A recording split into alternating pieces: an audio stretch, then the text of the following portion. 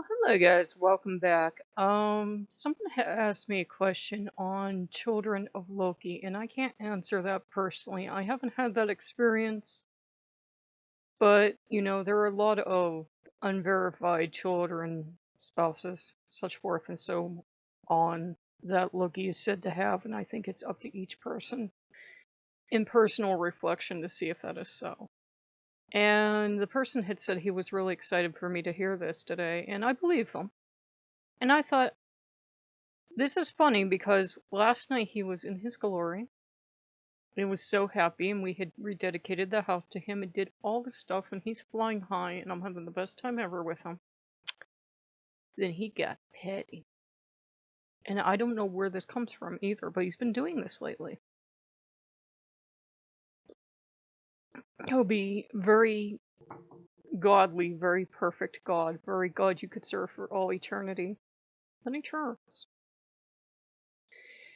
And he's doing this thing of, I don't care how many people worship him or what kind of relationship they have. I really don't. I just don't need it shoved in my face. That's the only rule we have.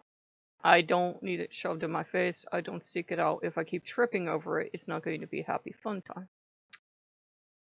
And Loki lately seems to be going out of his way to shove certain things in my face. And I'm thinking, okay, you want to have a fight? Fine. And I talked to him about this morning, and I said, I understand you're God. And as far as you see it, you have a set of rules for you, and you have a set of rules for me. I said, but listen, my friend, this is a free market. We had this speech before. I said, if you're going to continue to treat me poorly, I'll speak to whatever God I want. I don't expect you to be loyal and have me be your only human in that sense. But if you're going to present other relationships with other people as something just to rub in my face, then you're going to find a side of me you don't like, my friend. And if I start calling you my friend, that's time to back up 10 spaces. And look, he kept pushing it, and pushing it, pushing it. So I cleaned my house, which I usually do when I'm furiously angry, so the house looks great. It smells wonderful. And I went in self-reflection. And I thought about a lot of stuff. I thought about everything from atheism to God spacing, because when I go into self-reflection, I don't go halfway in. And I thought about the only God that's ever pushed me towards atheism has been Loki. Because of Loki. Because people overshare because of Loki. And I thought about God spacing too. And I thought everything from this is utterly stupid. To perhaps this does happen, but not to the extent people claim it does.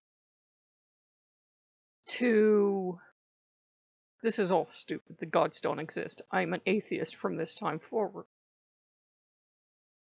And I think the gods know when we're doing things. They may not be omnipotent, but they know.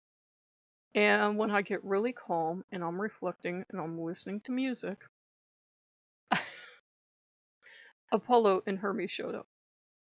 And I was like, well, I feel totally free to talk to you because of the way he's been treating me. If he's not going to be a good god towards me, if he's going to be shoving stuff in my face for whatever particular reason Loki has today, I feel free to talk to any god I wish.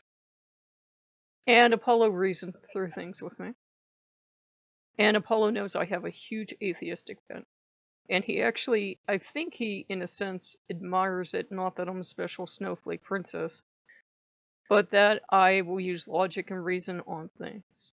And if too many people are having an experience, I simply lose belief in it. It's not like there are too many Lokeans, it's that there are so many god spouses at this point, especially for Loki, especially concerning Tom Hiddleston. I said, I'm borderline atheist, my lord. I said it'll just take one more instance, and I will be a full-blown atheist and think this is all nonsense, and you're all our imaginary friends. And the guy just kind of smiled at that. It had to be a day of self-reflection because it seemed like Loki was pushing my buttons on purpose lately and grinding my gears. And I didn't like where it was leading because I felt like a loss of self-control. And I usually try to be tightly self-controlled, even though I tend to get passionate and yell to the microphone and curse a lot. So I said, it's a curious thing. The Norse gods will build up all this goodwill and build up a calm and stable household. Then Loki's always the one that has to ruin everything for everyone. And Loki's the reason we can't have nice things. And Loki is the reason all of the above can't happen. So I'm in a process of self-reflection. And I know people don't like hearing that, but I think every so often you have to go through your spiritual house, clean up everything, and look at everything and say, do I really believe this or don't I? At one time, I still believe in mystical experiences with the gods. But the more people I see claim having a relationship with the god, and then they're dropping it 2 weeks later and they're with this god and they're with that god. And if you read some of this stuff, it sounds like fan fiction. I'm utterly losing faith in having almost any kind of relationship with the gods at all. And I think the Greek gods can respect that. I think they can, because they had a lot of noted atheists in their time that would go right up to the temple and go, I don't believe in you. And they didn't strike them dead because they really don't care if you believe in them or not.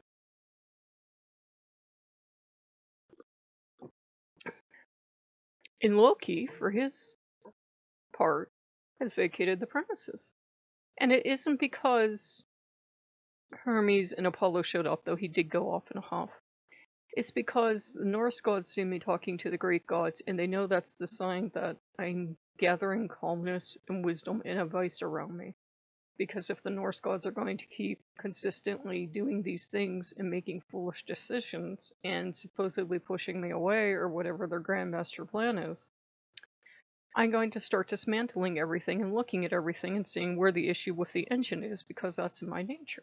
It's not working, so I'm going to pull it all apart and put it back together. Maybe a few parts missing, but maybe those parts need to go. So I don't want anyone to be alarmed. I'm not full-blown atheist. I still believe in the gods, but I'm reevaluating what I think is possible in relationships, simply because I've seen too many people writing too many reams and reams and reams of what I say reads like creative fan fiction. I can say that because I wrote fan fiction for quite a few years, and you can leave the land of discernment and go into the land of fantasy, and that's not calling people out, but it's something we all have to safeguard ourselves against. Are we having a genuine mystical experience, or are we entering fantasy land? And, I think the church has one better on us, because they will question stuff like that. If a nun goes to a priest and says, I'm having a mystical experience, they will make sure she doesn't need any kind of medication. They will go and even send her to get a psych evaluation to make sure she's not a little nuts. And they'll be very rigorous about it, because there's a tendency to get caught up in mysticism and to go from mysticism, which can catch you up and take a lot of your time, into full-blown fantasy land. You were initially in contact with the gods, and now you're just over on fanfiction.net living your own happy life, and the gods are, hey, come back here, we actually didn't do any of that. Oh my word. So I'm taking a time of self-reflection. And I said, I'm almost on the fence right now about God spousing, but that also includes any kind of physical relationship with the gods, because when too many people are talking about it and too many people are claiming it, I'm thinking, you know what? Inner Atheist came out, and Inner Atheist says this is some bullshit right here. She doesn't believe any of this shit, because too many people are talking about it. Too many people are oversharing. Too many people are making a contest out of it. And there's really no reason for it. Either it's something that happens and it doesn't mean anything, or it's not anything that happens and it's a fantasy on the human's part, or the answer is somewhere in between. I don't know. I really don't care at this point. I just know I had enough of enough. This may become the atheist channel. I swear to the gods. One more thing and it will.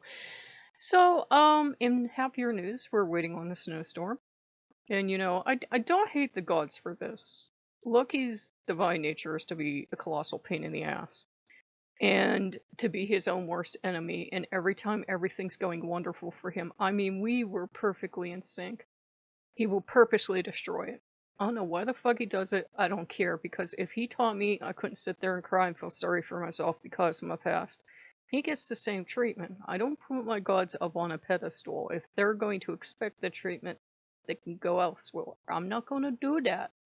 If he's going to make me man up, he's going to man up too. I got ferocious back here. I'm not quite sure who that was.